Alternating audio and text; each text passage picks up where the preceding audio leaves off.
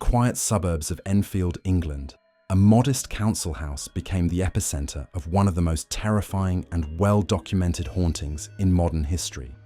It began in 1977, when the Hodgson family experienced something no one could explain, something sinister that would change their lives forever.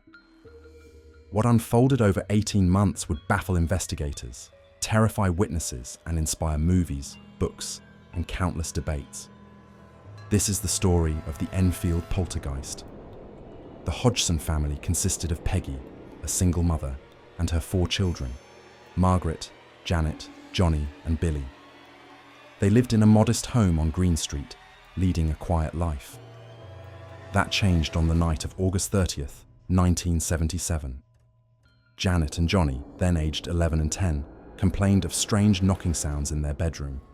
Peggy dismissed it as the children's imagination until the knocking grew louder and more persistent, echoing through the house. Then came the most chilling moment. The furniture began to move. A chest of drawers slid across the floor as if pushed by an invisible hand, defying Peggy's attempts to move it back. Desperate for help, Peggy called her neighbours, Vic and Peggy Nottingham. Skeptical at first, the Nottinghams entered the Hodgson home, only to hear the knocks themselves. Vic searched the house, but found no logical explanation. The activity escalated. Toys flew through the air, objects disappeared, and the family began hearing disembodied voices, low, guttural sounds that seemed to come from nowhere. The police were called, and even they witnessed the strange events. An officer reported seeing a chair slide across the floor, though no one was near it.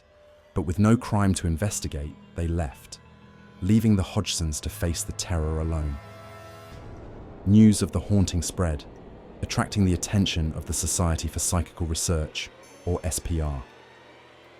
2 investigators, Maurice Gross and Guy Lyon Playfair, arrived at the Hodgson home, determined to uncover the truth. Over the following months, Grosser and Playfair documented an astonishing array of paranormal activity. They recorded knocking sounds, furniture moving, and small objects flying through the air. Janet, in particular, seemed to be at the center of the phenomena. She claimed to be thrown from her bed, levitated, and even possessed by an entity. One of the most chilling aspects of the case was the voice. Janet began speaking in a deep, gravelly tone, identifying herself as Bill Wilkins, a former resident who claimed to have died in the house. The investigators captured audio recordings of the voice, which came from Janet's direction, but seemed anatomically impossible for an 11-year-old girl to produce. When asked how he died, the voice stated, "I went blind, and then I had a hemorrhage and fell asleep and died in the chair downstairs." Later, records confirmed that a man named Bill Wilkins had indeed died in the house under those exact circumstances. The Enfield case attracted skeptics and believers alike. While some witnesses were convinced of its authenticity, others accused the Hodgsons, particularly Janet, of staging the phenomena for attention.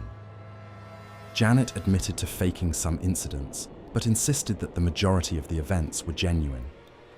Investigators, including Gross and Playfair, believed that while some activity might have been exaggerated, much of it defied explanation. The haunting gradually subsided in 1979, leaving the Hodgson family to rebuild their lives. However, the Enfield Poltergeist left an indelible mark on paranormal history. It inspired the second installment of the Conjuring series, bringing the story to a global audience. To this day, the case remains one of the most debated hauntings, with skeptics dismissing it as a hoax and believers pointing to the overwhelming evidence collected during the investigation. So, what really happened at 284 Green Street? Was it the work of a restless spirit, a poltergeist feeding on a family's fear, or a clever fabrication that spiraled out of control? The Enfield Poltergeist remains an enduring mystery, a reminder that some stories defy explanation, lingering in the shadows of our understanding.